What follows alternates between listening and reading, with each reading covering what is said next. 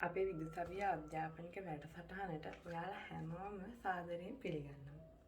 අද අපි chemistry syllabus එකේ 4 වෙනි පාඩම, ඒ කියන්නේ පදාර්ථයේ වායුමය අවස්ථාව කියන පාඩමේ ප්‍රශ්න ටික කතා කරමු. අපි බලමු පළවෙනි ප්‍රශ්නේ. පළවෙනි ප්‍රශ්නේ කියන්නේ චාලක අණුකවාදයේ උපකල්පනයක් නොවන්නේ කුමක්ද? මොකද්ද මේ චාලක අණුකවාදය කියන්නේ? චාලක අණුකවාදය කියන්නේ පරිපූර්ණ වායු පිළිබඳව කරලා තියෙන උපකල්පන. වායුමය පද්ධතියක් සකස් වෙලා තියෙන්නේ එකිනෙකට වෙන් වෙච්ච කුඩා අණු වලින්.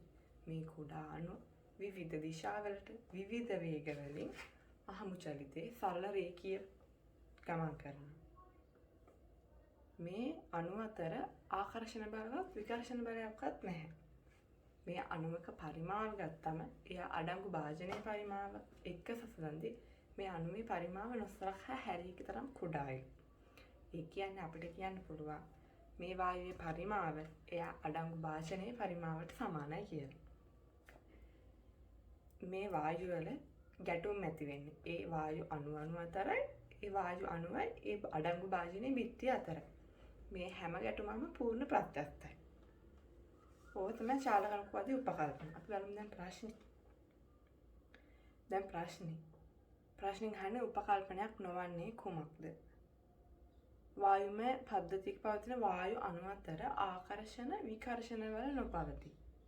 හරිනේ. පද්ධතියේ වායු අණු අතර ආකර්ෂණ බලක් නැහැ විකර්ෂණ බලක් නැහැ. එක හරි. දෙක. වායුවක පරිමාවය අනුව එය අඩංගු භාජනයේ පරිමාවයි. ඒකත් හරිනේ. තුන.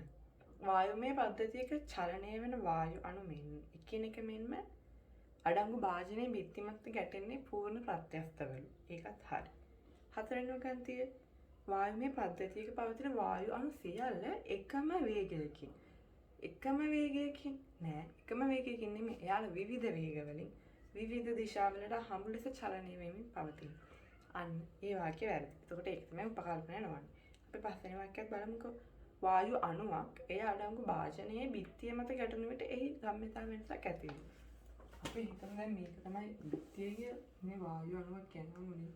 මෙයාගේ ස්කන්ධේ මෙයා ඇවිල්ලා ගැටෙන්නේ u ප්‍රවේගයෙන් ගැටිලා යන්නේ v ප්‍රවේගයෙන්.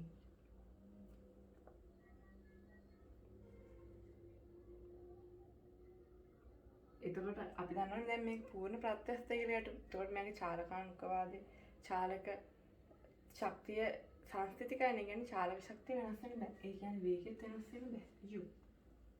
එතකොට ගම්‍යතා වෙනස කියන්නේ ආරම්භක අවසාන ගම්‍යතාව වරින ආරම්භක ගම්‍යතාව. අවසාන ගම්‍යතාවය කියන්නේ m u. අපි ගමු මේ පැත්තට ගියොත් ගම්‍යතාවට මේ පැත්තට යමු. ඍණ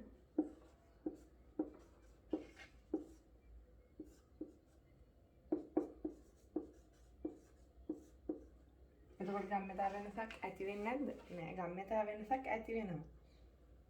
එතකොට ඒ වාක්‍යයත් හරි. අපි බලමු දෙවෙනි ප්‍රශ්නේ. දෙවෙනි ප්‍රශ්නේ මොකක්ද කියන්නේ? 10යි පැස්කල් පීඩනයක හා සෙල්සියස් 727ක උෂ්ණත්වයක පවතින පරිපූර්ණ වායුවක ඝනත්වය සොයන්න. අපි දන්න සමීකරණය ලියාගමු. අපි දන්නේ මොකද්ද? PV සමානයි nRT.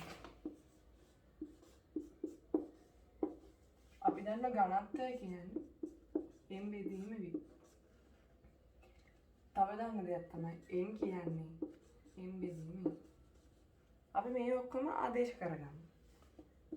PV සමානයි m බෙදීම RT. එතකොට P සමානයි m බෙදීම v RT. එතකොට P සමානයි m බෙදීම v කියන්නේ ඝනත්වය RT. එතකොට ඝනත්වය සමානයි P බෙදීම RT.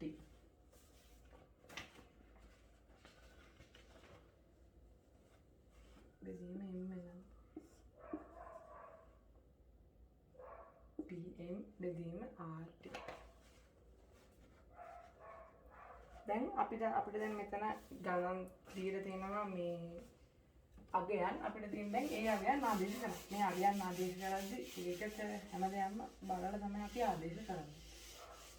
අපි දැන් සමීකරණය ලියනකො d සමානයි pm බෙදීම rt. අපිට හරියනවා. d සමානයි pm බෙදීම rt. පීඩනයේ දීලා තියෙන පැස්කල් 10.5යි.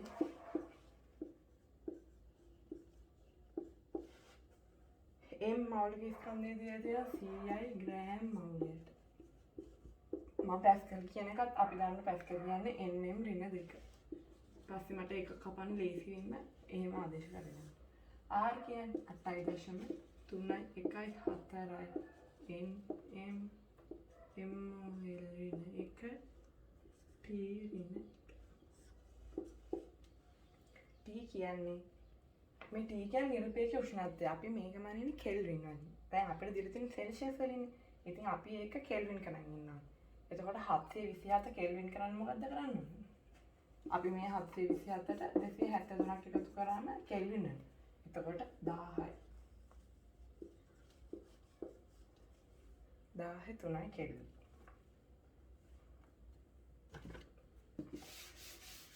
දැන් ඒක කපලා දැන් සුළු කරමු.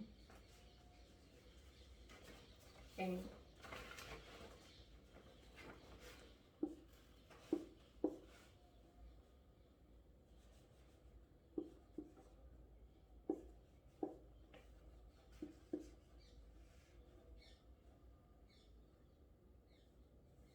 මේක අන්තිමට සුළු කරාම 1.2 වැඩි කිරීම 10.3යි ග්‍රෑම්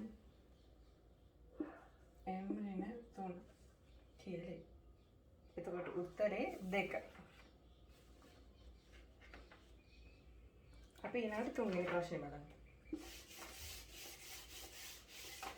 දැන් තුන්වෙනි ප්‍රශ්නේ කියලා තියෙන්නේ 200යි කෙල්වින් උෂ්ණත්වයේදී 2යි atm පීඩනයේදී පරිමාව 1යි ඝන ඩෙසිමීටර් වන වායු බල්බයක A නම් වායුවද කෙල්වින් 300යි උෂ්ණත්වයේදී හා 3යි atm පීඩනයේදී පරිමාව ඝන ඩෙසිමීටර් 2ක් වන වායු බල්බයක B නම් වායුවද පවතී.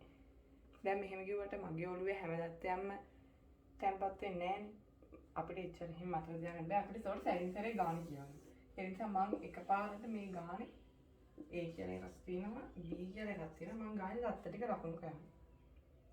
එතකොට A කියන එක්කෙනාගේ උෂ්ණත්වය 200යි කෙල්වින් පීඩනය 2යි atm පරිමාව 1යි ඝන ඩෙසිමීටර්. එතකොට B කියන එක්කෙනාගේ 300යි කෙල්වින් 3යි atm 2යි ඝන ඩෙසිමීටර්. ඊට පස්සේ මොකද්ද කරන්නේ? මෙන්න මේ වායු බල්බ දෙක පරිමාව නොගිනිය හැකි කුඩා වෑල්වයකින් කෙනෙක් සම්බන්ධ කරනවා. මම ඒ පද්ධතිය එකටම මොකද කරන්නේ? මේ A එක්කෙනයි මෙන්න මේ B එක්කෙනයි මෙයා මෙන්න මේ පොඩි වෑල්ලකින් සම්බන්ධ. හැබැයි ඒකේ පරිමාව නොසලකිය හැකි තරම් කුඩායි කියලා කියනවා. එතකොට ඒක කියලා එයා කියනවා ඒක සම්බන්ධ කරලා උෂ්ණත්වය T දැන් මේ සම්පූර්ණ දැන් මේ පද්ධතිය එකක් වෙනවා. මේ පද්ධතිය උෂ්ණත්වය T ල මුළු පීඩනය එයා කියලා තියෙනවා 6යි atm. මේකේ මුළු පරිමාව කීයද? මෙයයි එකතු වුණේ මෙතන. මෙහෙම එකක් එකතු වුණාට එයාගේ පරිමාව නොසලකිය හැරිය කියනවනේ අපිට. ඒක නිසා මෙයාගේ සම්පූර්ණ පරිමාව වෙන්න ඕනේ 1යි 2යි එකතු කරලා 3යි ඝන ඩෙසිමීටර්. දැන් අපෙන් අහන්නේ උෂ්ණත්වය. දැන් අපි මේ හැම එකේම මෙයාගේ අපි හිතමු A වායු ගන්න A මෝල් තිබ්බ. මෙයාගේ N B මෝල් තිබ්බ කියලා. මේ දෙක එකතු කරාම මොකද වෙන්නේ? මේ දෙකේම Na NB ගන්නවා. දැන් මෙයාගේ තියෙන සම්පූර්ණ මෝල් ගන්න Na දැන් NB. දැන් අපිට සමීකරණ ලියා ගන්න පුළුවන්. N මෙතන N total කියවිදම. මේ N total කියන්නේ Na ධන NB. දැන් අපි දන්න සමීකරණයෙන් n උක්ත කරලා අපිට මේක හදත හැකි.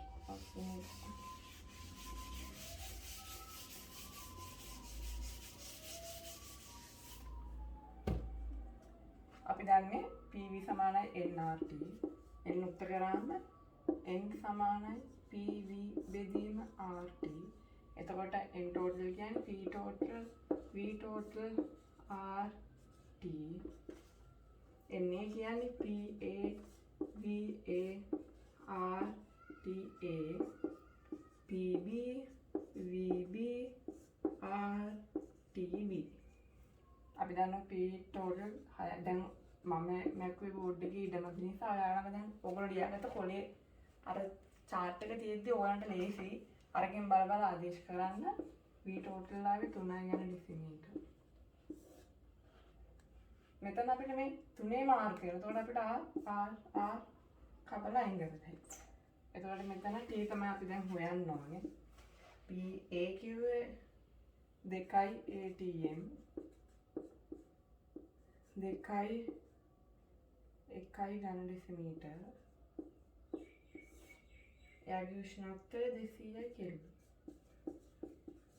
PB කිව්වේ 3 ATM 2 ඝන ඩෙසිමීටර්. එයාගේ උෂ්ණත්වය 300 කෙල්වින්. දැන් ATM කියන එකත් අපි එහෙම මාරු කරන්න ඕනේ නැහැ. මොකද තුනේම තියෙන එකම නිසා ඒක ඔක්කොම කැපිලා යනවා. එතකොට මේවා සේරම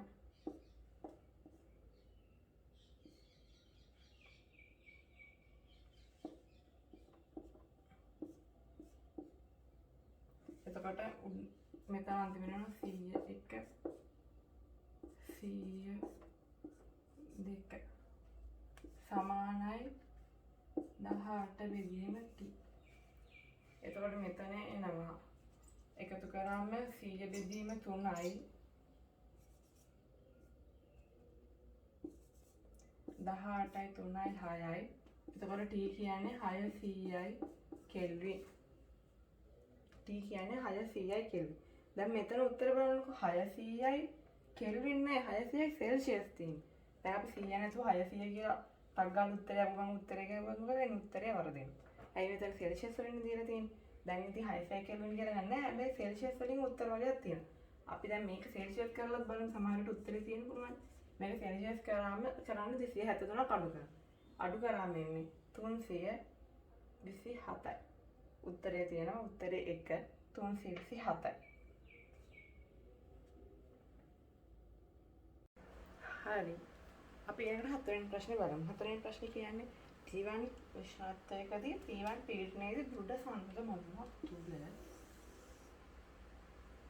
පරිපූර්ණ වායුවක මවුල n සංඛ්‍යාවක් තියෙනවා. එතකොට උෂ්ණත්වය T1 P1 මවුල n සංඛ්‍යාවක් තියෙනවා. අපි හිතමු මෙයාගේ පරිමාව V කියලා. දෘඩ සංවේග මොහොතක් තුල ඊළඟට උෂ්ණත්වය T2 දක්වා වැඩි කරනවා. T2 දක්වා උෂ්ණත්වය වැඩි කරාම ආරම්භක පීඩනය වැඩි කරලා මේ බඳුනට තව එළිය මවුල ගානක් දානවා. අපි හිතමු මේ දාපු මවුල ගාන x කියලා. එතකොට දැන් සම්පූර්ණ මවුල කීයද? n දාන්න x. එතකොට මෙයාගේ පීඩනය ආරම්භක පීඩනය වගේ 3 ගුණයක් වෙනවා. 3යි p1. දැන් එතකොට මෙයාගේ පරිමාවත් v එකම භාෂණයනේ. මෙයාට අපි PV සමාන nRT දාමු. PV සමානයි nRT. P1 V සමානයි nRT දාමු. මෙයාට දැම්මු P 3යි P1 V සමානයි n ධන x RT2. දැන් මම අපෙන් අහන්නේ මේ x කියලා. ඒකට අපෙන් අහන්නේ වැඩිපුර එකතු කරපු මවුල ගන්න. ඒ කියන්නේ x නේ අහන්නේ. ඉතින් මේ සමීකරණේ 1 මෙයා 2 කියලා අරගෙන මම 1 2කින් බෙදනවා. එතකොට P1V සමානයි nRT 3යි P1V බෙදීම n ධන x RT. RTට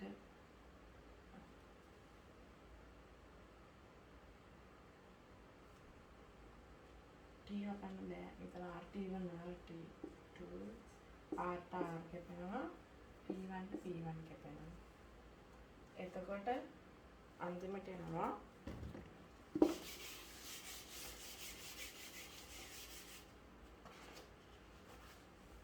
3 බෙදීම 3 සමානයි n t1 n t2 ධන x t2 මම ප්‍රසාරණය කරා. එතකොට මේ පැත්ත 3 වෙනවා n t2 ධන x t2 සමානයි 3යි n t1. අපි එහා x නේ x පදේ තනියෙන් මුක්ත කරලා 3යි n t1 n t2 t2 ගෙන් හැම එකම බෙදනවා. මම n කියන එක එළියට ගන්නවා. 3යි t1 අයි දෙකටම පොදුයි මෙතනත් එන්න මෙතනත් එන්න. බෙදීම t2 වෙන 1. උත්තරේ මේ.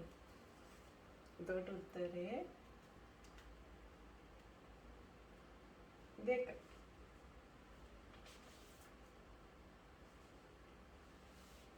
හරි ඊළඟට පස්වෙනි ප්‍රශ්නේ.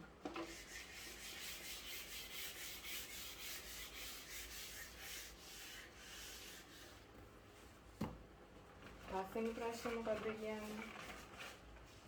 සෙන්ටිමීටර් 50ක් උස නලයක් තුල පීඩනය පැස්කල් 0.5ක් වූ එයාගේ උෂ්ණත්වය T. අපි අඳගමු පීඩනය උස 50 සෙන්ටිමීටර වෙච්ච බඳුනක් 0.5 පැස්කල් පීඩනයක් උෂ්ණත්වය T. ඒ නලයට සමාන හරස්කල වර්ගඵලයක් තියෙන තව නලයක්. ඒ කියන්නේ මෙයාගේ A නම් මෙයාගේ හරස්කල වර්ගඵලය A. හැබැයි උස වෙනස් උස. එයාගේ උස 1.5 මීටර. මෙයාගේ සෙන්ටිමීටර් මෙයාගේ මීටර කියන නිසා අපි මෙයාවත් මීටර වලින්ම ලියනවා.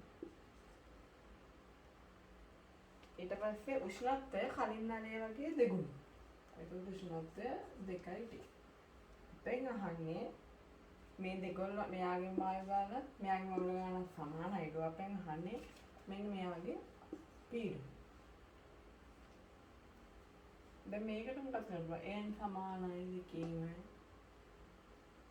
අපි p v සමානයි n r t දැම්ම පීඩනය 0.5යි v කියන්නේ පරිමාව කියන්නේ මේ බඳුනේ පරිමාවනේ. මෙයාගේ උස යගේ හරස්කල වර්ගඵලය වැඩි කරලා පරිමාව. ඒ කියන්නේ a වැඩි කිරීම 0.5. මවුල ගාන n r t මෙයාගේ පීඩනය තමයි අහන්නේ. පරිමාව a වැඩි කිරීම 1.5යි n ඒ ගානමයි r t කියන්නේ 2යි t. මට පුළුවන් 1යි මේක 2 කියලා දාන්න 1 බෙදන්න 2. එතකොට මොකක්ද දෙන්නේ? 0.5 වැඩි කිරීම a 0.5 වැඩි කිරීම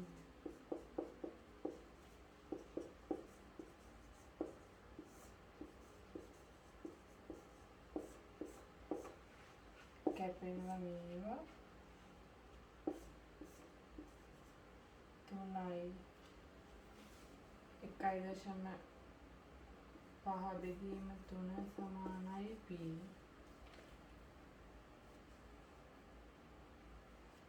එක බෙදීම 3.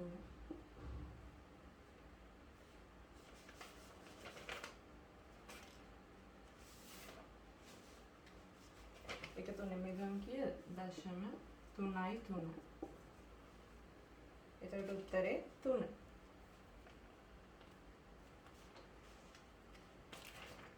ඊළඟට 6 වෙනි ප්‍රශ්නේ.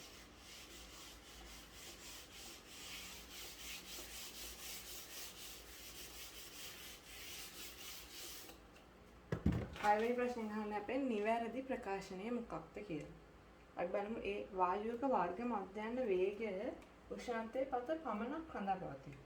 වායුවට වර්ග මධ්‍යස්ථ සූත්‍රය මතකද? C වර්ග වැඩි කියලා 3යි RT බෙදීම අපිට මේක හදලා ගන්න පුළුවන්. අපි හදමු බලන්න. අපි ගන්න සමීකරණේ PV සමානයි nRT. අනිත් සමීකරණේ චාලක අංක සමීකරණය C V සමානයි 1න් 3යි m n c වර්ග බ. අපි මේ පද්ධතිය හඳුන්වන්න ඕනේ. P කියන්නේ වායුවේ පීඩනය. V කියන්නේ වායුවේ පරිමාව. මෙතන m. මෙන්න මේ m කියන්නේ එක වායු අණුවක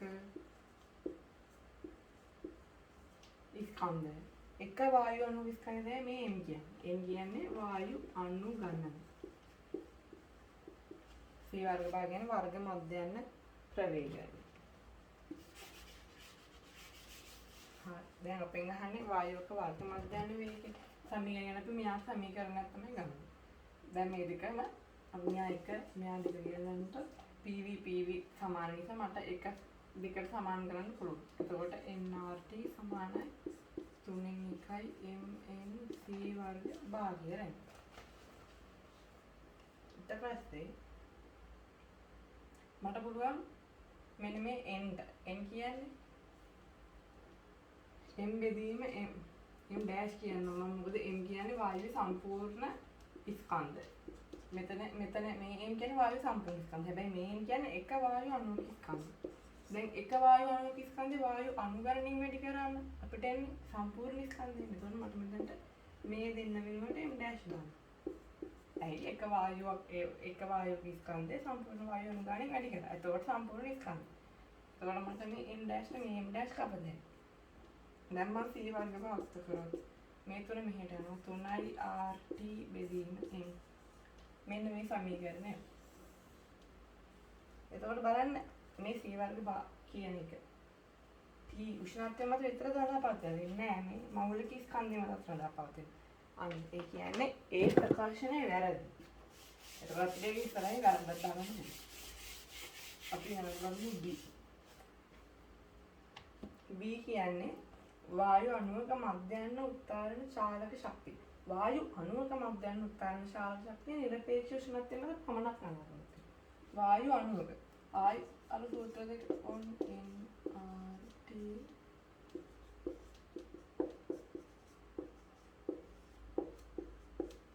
අපෙන් අහන්නේ වායු අණුවක. ඒ කියන්නේ මට දැන් මේ දෙක එකතු කරලා සම්පූර්ණ ස්කන්ධය ගන්න බෑ. මොකද මට දැන් ඕනේ එක වායු අණුවක චාලක ශක්තිය හොයන්න. අපි දන්නවා චාලක ශක්තිය කියන්නේ භාගයයි m භාගයයි mc වර්ගය. දැන් මෙතන තුනක් තියෙනවා. භාගයක් දෙකක් කොහෙවත් නැහැ. මට දැන් ඒක ඕන නිසා අපිට පුළුවන් p මේක 3න් බෙදලා දෙකෙන් බෙදලා දෙකෙන් වැඩි කරන්න. දැන් දෙකට දෙක කැපිලා ගිහලා සමීකරණයට කිසිම හරියක් නැහැ. දෙකට දෙක කැපිලා යනවා. ගිහලා ආයි මේ සමීකරණය ගන්න පුළුවන්. අපි මෙහෙම දාන්න. දැන් ඔන්න මට දෙකක් තියෙනවා. මට දැන් මේකෙන් මෙන්න මෙයා වෙන් කරත හැකියි. එතකොට PV සමානයි මේ දෙකම හෙට ගියා භාගයයි mc වර්ගය n වෙනවා. මෙන්න මෙයා තමයි එක වායු අණුවක චාලක ශක්තිය. මධ්‍යම චාලක ශක්තිය. එතකොට මට මේ PV වෙනුවට මෙන්න මෙතනින් nRT දාත හැකියි. එතකොට nRT සමානයි 2න් 3යි ke. අපි දන්නවා n කියන්නේ මොකක්ද? n කියන්නේ n බෙදීම l. එතකොට මට දැන් මේ n වෙනුවට n බෙදීම l rt සමානයි 2න් 3යි n ke දාන්න. දැන් n ට n කැපෙනවා. අන්තිමට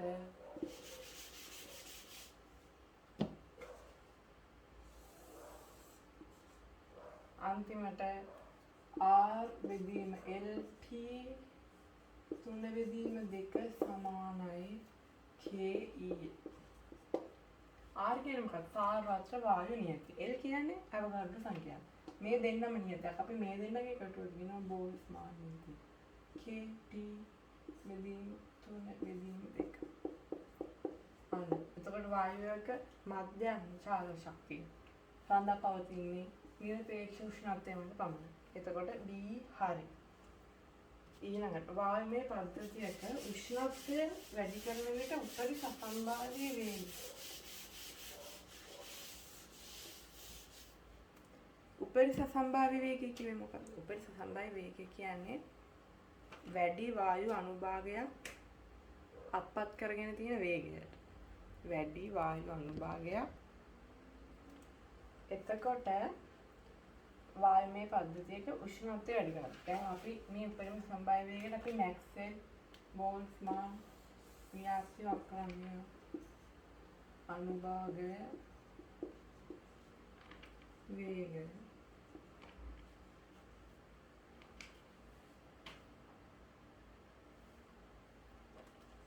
යම් වේගයක කරන්නේ.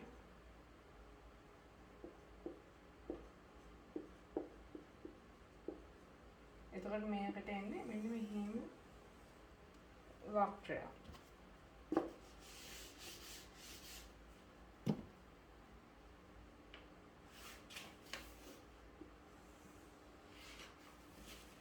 එතකොට මේ උපරිස සම්භාව්‍ය වේගය කියන්නේ මොකක්ද? උපරිස සම්භාව්‍ය වේගය කියන්නේ වැඩි අනුභාගයක් අත්පත් කරගෙන තියෙන වේගය. මෙන්න මේක තමයි ඒ වේ අනුභාගය. මේ තියෙන්නේ උපරිස සම්භාව්‍ය වේගය. දැන් අපිට කියන්නේ උෂ්ණත්වය වැඩි කරනවා. උෂ්ණත්වය වැඩි කරනකොට මොකද වෙන්නේ? අණු වල වේගය වැඩි වෙනවා. අනිවාර්යෙන් හැම අණුවකම වේගය වැඩි වෙනවා. ඒ කියන්නේ මෙතන ඉන්න අණුව මෙහෙට බලන්න. මෙහෙ ඉන්න අණුව මෙහෙට වැඩි වෙනවා. මෙහෙ ඉන්න අණුව මෙහෙට වැඩි වෙනවා. එතකොට මොකද වෙන්නේ? මේ අණුව මෙහෙට වැඩි වෙනවා. ඊළඟ උෂ්ණත්වයේ මෙහෙට වැඩි වෙනවා. මේ තියෙන්නේ දැන් උපරිස සම්භාව්‍ය වේගය.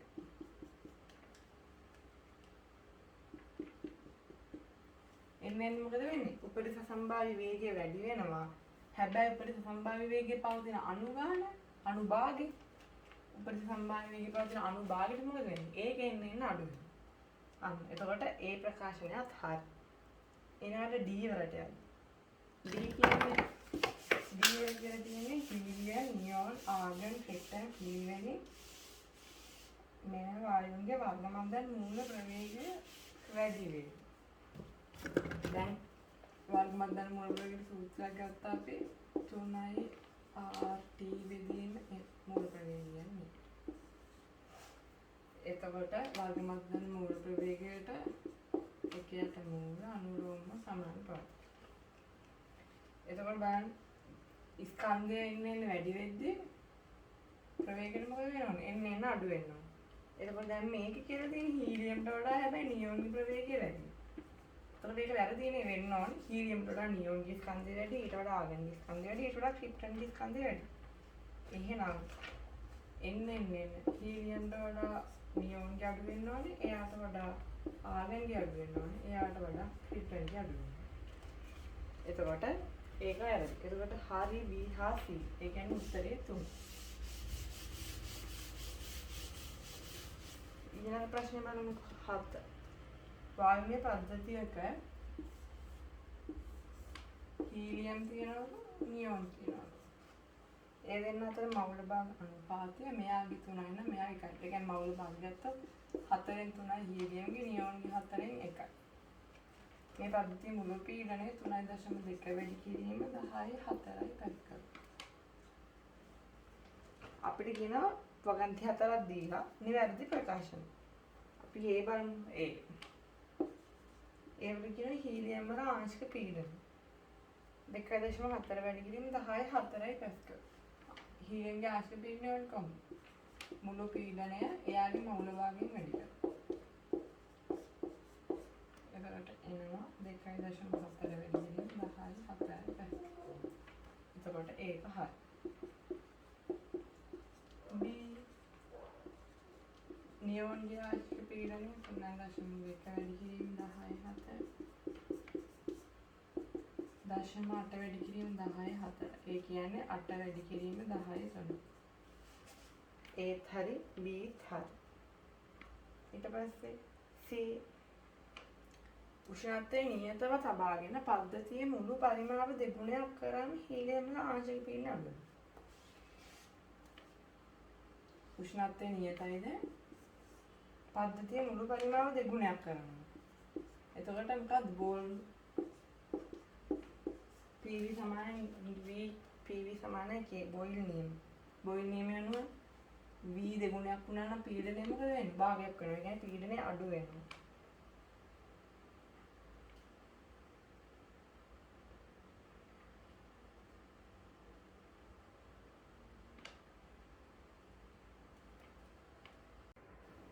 ඒ කියන්නේ සිහි ප්‍රකාශනය හරි. අයි හීලියම් වල අංශක පීඩනය අඩු වෙනවා. හරිද? ඊට පස්සේ D. නියත පරිමාවේදී හා නියත උෂ්ණත්වයේදී පද්ධතියට තව මවුල 0.2ක් එකතු කරනවා. හීලියම් වල අංශක පීඩනය අඩු වෙනවා. තවත් මවුල 0.2ක් එකතු කරොත් මොකද වෙන්නේ? අපි හිතමු පද්ධතියේදී 3.3යි තිබ්බේ. දැන් 0.2 එකතු කරාම 3.2යි. මෙයාගේ නෑ. එතකොට පද්ධතියේ මුළු මවුල 4.2යි. 3.2යි 4.2යි 1. හීලියම්ගේ මවුල භාගය වැඩි වෙනවා. නියෝන්ගේ මවුල භාගය අඩු වෙනවා. හීලියම්ගේ මවුල භාගය වැඩි වෙනවා කියන්නේ හීලියම්ගේ ආංශික පීඩනය මොකද වෙන්නේ? අයි සම්පූර්ණ පීඩනයේ මවුල භාගය වැඩි කරේ. එතකොට මෙයා වැඩි වෙනවා කියන්නේ අනිවාර්යෙන් හීලියම්ගේ ආංශික පීඩනයත් වැඩි වෙනවා. එතකොට වගන්ති හතරම හරි. උත්තරේ 5 A B C D හතරම හරි.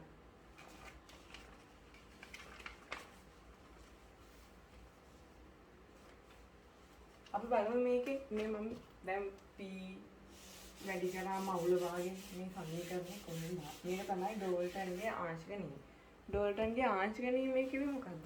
ඩෝල්ටන්ගේ ආංශික නියමය කියන්නේ එකිනෙකට අන්තර්ක්‍රියා නොකරන වායු අඩංගු පද්ධතියක එක වායුවක් ඒ බඳුන තනිව අත්පත් කරගන්නකොට ඇති කරන පීඩනයට අපි කියනවා ආංශික පීඩනය. ඩෝල්ටන්ගේ නියමය කියන්නේ මෙන්න මේ පද්ධතිය තුල අපි හිතමු PA තිබ්බා PB PC වායු තුනක් තියෙනවා. මේවා එකිනෙකට අන්තර්ක්‍රියා කරන්නේ නැහැ. A වායුව B වායුව C වායුව. ඩෝල්ටන්ගේ නියමය කියන්නේ මේ සම්පූර්ණ පීඩනය මෙන්න මේ තුනට එකතුවට සමානයි. මේ ආංශික පීඩනය කියන්නේ මෙන්න මෙහෙම ඉගෙනකට අන්තර්ක්‍රියා කරන්නේ නැති වායු මෙහෙම බඳුන පද්ධතිය තිබ්බම මේ එක වායුවක් ඒ උෂ්ණත්වයේදී ඒ බඳුන තනිව අත්පත් කරගන්නා විට ඒ වායුව මගින් ඒ බඳුනට ඇති කරන පීඩනය. ඒ කියන්නේ මේ PA නම් අපි හිතමු මේ T උෂ්ණත්වයේදී ඒ විතරක් මේ බාහිරයේදී ඇති කරන පීඩනය. ඒක තමයි ආංශික පීඩනය. අන්න ඒ ආංශික පීඩනය ඒ PA ගේ ආංශික පීඩනය B ගේ ආංශික පීඩනය C ගේ ආංශික පීඩනය තුනේම එකතුව සම්පූර්ණ P ට සමානයි.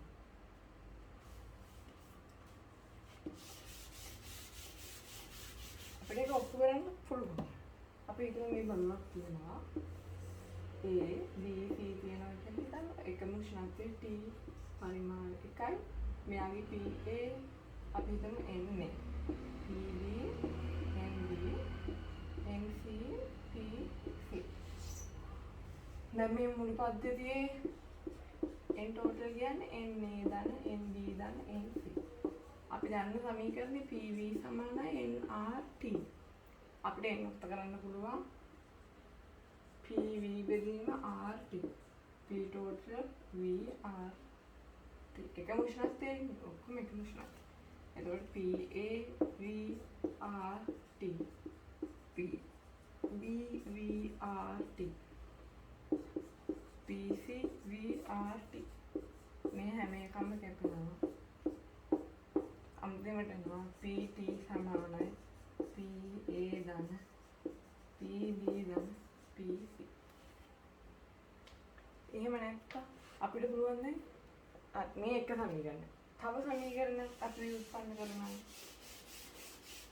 කොහොමද ගන්න? අපි දාමු A වායුවට PV සමානයි වෙනවා. එතකොට PAV සමානයි NART. B ට දැම්මොත් PBV සමානයි NBRT. C ට දැම්මොත් PCV සමානයි NCRT. මම මුල් පද්ධතියම දැම්මොත් P total V සමානයි N total RT. මම නිකන් මේකයි බෙදනවා. 1 2 කියලා දාන්න. බෙදුව එකම දැන් දෙකෙන් බෙදනවා. එතකොට මොකද වෙන්නේ? P A V V කැපෙනවා.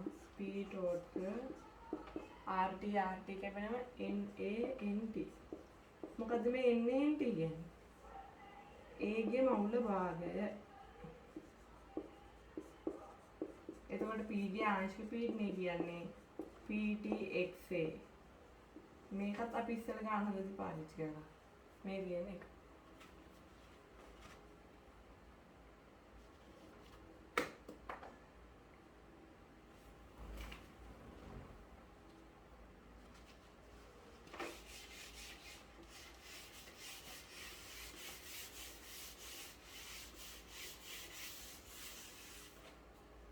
ඊළඟ ප්‍රශ්නේ බලමු. ඊළඟට තියෙන්නේ 8 ප්‍රස්ථාරයක් දීලා තියෙනවා. හීලියම්, ඇමෝනියා, මීතේන් තියෙනවා. C3H8 කියන වායුන් වලට සම්පීඩිත සාධකයක් එක්ක පීඩනයත් එක්ක යන ප්‍රස්ථාරය. මොකද්ද මේ සම්පීඩිත සාධකය කියන්නේ? සම්පීඩිත සාධකය කියන්නේ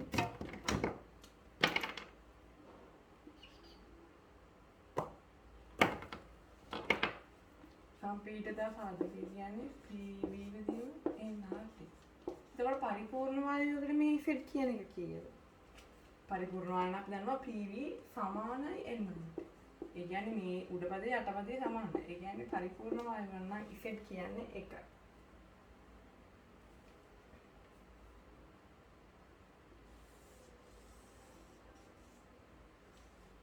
එතකොට මේ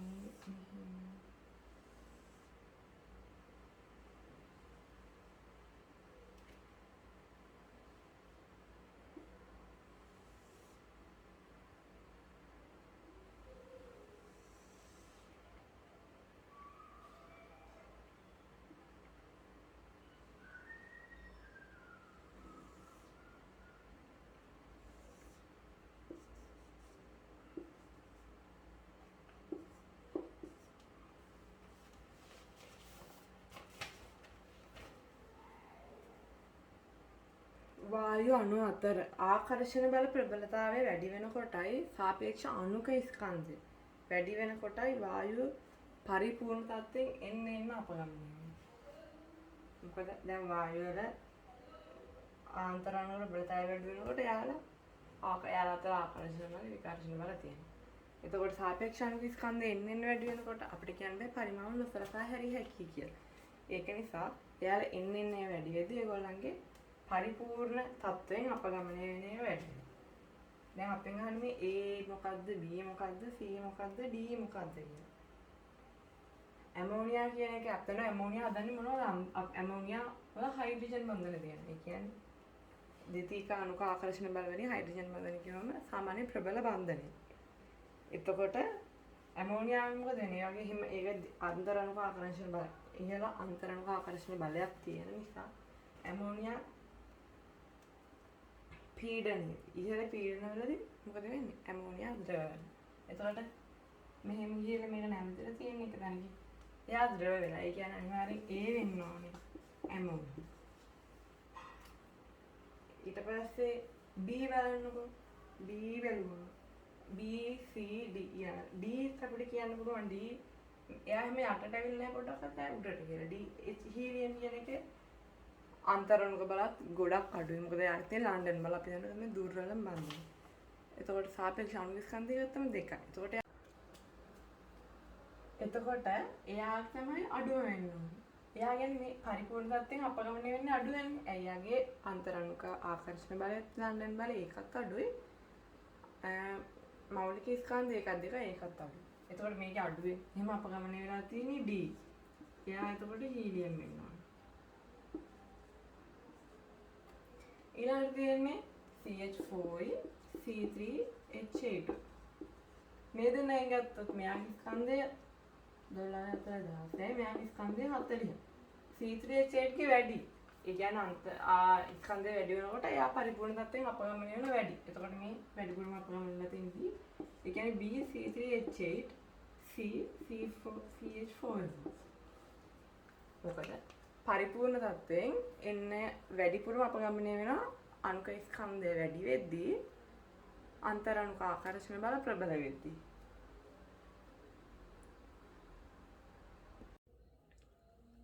හරි. හරි. ඊළඟ ප්‍රශ්නේ 9 වෙනි ප්‍රශ්නේ. අපි බලමු 9 වෙනි ප්‍රශ්නේ. ඒක හරි වැරදි ප්‍රශ්නයක්. පළවෙනි ගණිතය තමයි සත්‍ය වායු අඩු පීඩන හා අඩු උෂ්ණත්වවලදී පරිපූර්ණ තත්ත්වයට ළඟා.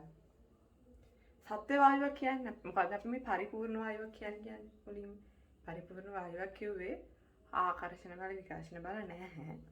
අනිත් එක ඒ වායු අණුවක පරිමාව එයා අඩංගු භාජනයේ පරිමාවත් එක්ක සලකද්දී නොසලකා හැරියක තරම් කුඩායි. ඒ කියන්නේ අර පරිමාව නෑ ගැන සලකා හැරිය තරම් කුඩායි. හැබැයි සත්‍ය වායු වලට සත්‍ය වායුවක් කියන්නේ මොකක්ද? අපිට කවදාවත් මේ පරිපූර්ණ වායුවක් හම්බෙන්නේ නැහැ. මොකද හැම වායුවකටම ආකර්ෂණ බල තියෙනවා. ස්කන්ධයක් තියෙනවා. ඒතකොට නොසලකා හැරියක තරම් පරිමාව කුඩායි කියන්න බෑ. හැබැයි අපි මේ සත්‍ය වායු පරිපූර්ණ තත්ත්වයට ළඟා කරන්න සහ කරනවා. අඩු පීඩනයි අඩු උෂ්ණත්ව නෙමෙයි වැඩි උෂ්ණත්ව. අඩු පීඩන උනම මොකද වෙන්නේ? අඩු පීඩනයක් කියන්නේ මෙන්න මේ අපි හිතමු මෙහෙම කියලා. අඩු පීඩනයක් කියන්නේ අපි හිතමු වායුව මෙහෙම තිබ්බා. අපි හිතමු මෙහෙම ගොඩක් තිබ්බා කියලා. තව භාජනයක වායුව මෙච්චර. ඒ කියන්නේ මෙයාට වඩා මෙයාගේ පීඩනය අඩුයි. අඩු පීඩනය. අඩු පීඩනයක් කියන්නේ අපි මොකද එකකින් කරලා තියෙන්නේ? අර පරිමාව නොසලකා හැරීමේ තරම් කුඩා කරන්න උත්සාහ කරලා. ඒක නිසා තමයි අපි අඩු පීඩනයක් දෙන්නේ. උෂ්ණත්වය මම කිව්වා වැඩි උෂ්ණත්වයක් තමයි පරිපූර්ණ තත්ත්වයට ළඟා වෙන්න දෙන්න ඕනේ. වැඩි උෂ්ණත්වයක් දුන්නා මොකද? උෂ්ණත්වය වැඩි කරනකොට මොකද වෙන්නේ? අණු තවරන්න ගන්නවා, දුවන්න ගන්නවා වේගෙන්.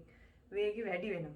එතකොට අණු එහෙට මෙහෙට ටක් ගාලා දුවනකොට යාලට අන්තරණුක ආකර්ෂණ බල හදන්නවත් විකර්ෂණ බල හදන්නවත් අවස්ථාවක් හම්බෙන්න තියෙන හැකියාව ගොඩක් අඩුයි. මොකද එයාලා දුවනවනේ. එයාලගේ වේගය වැඩි නිසා එයාලා චලනය වීම තමයි චලනය වීම.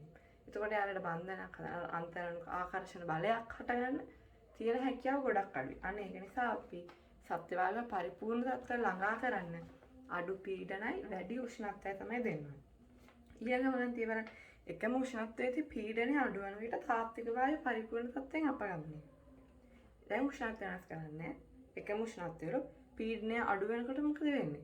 වායු අණු ගාන එන්න වායු අණු මොකද වෙන්නේ? කියන්නේ අඩු වෙනවා කියන්නේ එන්න ඈත් වෙනවා. ඒ කියන්නේ අර මං කිව්ව පරිමාවට මොකද වෙන්නේ?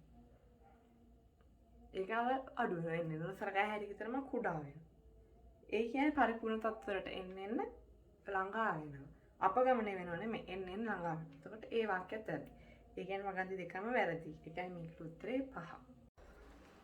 අපි බලමු දැන් 10 වෙනි ප්‍රශ්නේ. 10 වෙනි ප්‍රශ්නේ කියනවා බඳුනක හීලියම් වායුව 127ක උෂ්ණත්වයේ තියෙනවලු. තවත් බඳුනක් තියෙනවලු ඔක්සිජන් වායුව 727යි උෂ්ණත්වයේදී. අපෙන් අහන පළමු හා දෙවන බඳුනේ වර්ග දැන් මූල වේගවල අනුපාතය. ඔන්න හොඳට මම දැන් මූල වේගය අහලා තියෙනවා. එතකොට අපි සමීකරණය 3RTM වල මූල. එතකොට දැන් T මම ඉස්සෙල්ලා කිව්වා T කියන්නේ නිරපේක්ෂ උෂ්ණත්වය කෙල්වින් වල ආදේශ කරන්න ඕනේ. 270 එකතු කරාම මෙයා 400යි කෙල්වින්. මෙයා 1000යි කෙල්වින්. 3R හීලියම්ට දැම්මම උෂ්ණත්වය 400යි. හීලියම්ගේ මෞලික ස්කන්ධය කියන්නේ දෙකක්. ඒකේ මෝල්. ඔක්සිජන්ට දැම්මම 3R 1000යි කෙල්වින්. එයාගේ මෞලික ස්කන්ධය 32යි. ඔක්සිජන් එකේ 1000 එයාගේ 32. දැන් අපෙන් අහන්නේ මේ දෙකේ අනුපාතය. අනියමව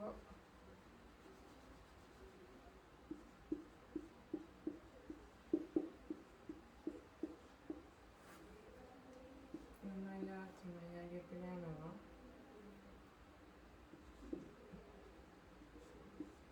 200යි අපි නිකම් වර්ග කරමු 200 වර්ගයයි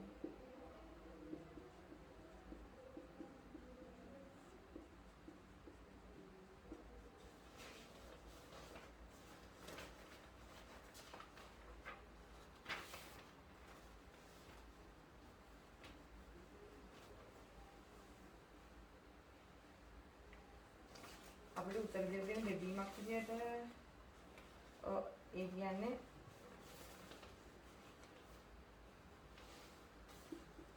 මෙයාගෙන් මෙයාව බෙදන්න ඕටෝගේ මේ බෙදුවම වෙන උත්තර ඒ කියන්නේ මේ මට ආවේ හීලියම්ගේ, මේ ආවේ ඔක්සිජන්ගෙන්. මේ 400 වැඩි කිරීම 400 10 6 බෙදීම 32 වර්ග. 4 වරක් 6යි 16 32 වර්ගයෙන් බෙදලා 10 6. එතකොට උත්තරයක් 1.79. ඒ කියන්නේ උත්තරේ 3. මං හිතනවා ඔයාලා මේ වීඩියෝ එකෙන් මොනවා හරි දෙයක් ඉගෙන ගන්න ඇති කියලා. ඔයාලා හැමෝටම ස්තුතියි අපිත් එක්ක එකතු වුණාට.